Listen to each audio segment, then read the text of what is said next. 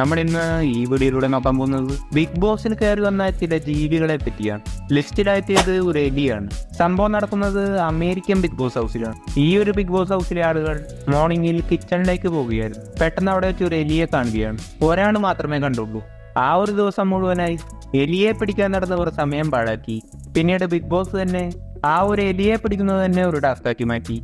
പക്ഷെ ആരും വിജയിച്ചില്ല. ഒരുപാട് നേരം തിരഞ്ഞിട്ടും പിന്നീട് ആരും തന്നെ അങ്ങനെ ഒരു എലിയെ കണ്ടില്ല. അവസാനം എലിയെ കണ്ടതായി പറഞ്ഞവൻ കള്ളം പറഞ്ഞതാണോ എന്ന് ബിഗ് ബോസിന് ഡൗട്ട് തോന്നി. പിന്നീടുള്ള ബിഗ് ബോസ് നോമിനേഷനിൽ ഇവനെയും ആഡ് ചെയ്തു.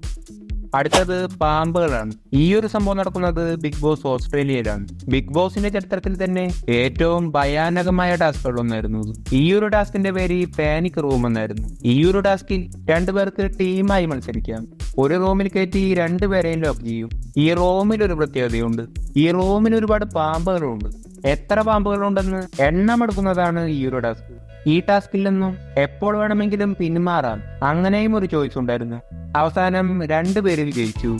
ആ റൂമിൽ മൊത്തം 196 പാമ്പുകളുണ്ടെന്നാണ് അവർ പറഞ്ഞത്. ഉത്തരം ശരിയായിരുന്നു. ആ റൂമിൽ മൊത്തം 196 പാമ്പുകളുണ്ടായിരുന്നു. അടുത്തത് കുതിരകളും ആടുകളുമാണ്. ഈ ഒരു സംഭവം നടക്കുന്നതും ബിഗ് ബോസ് ഓസ്ട്രേലിയയിലാണ്.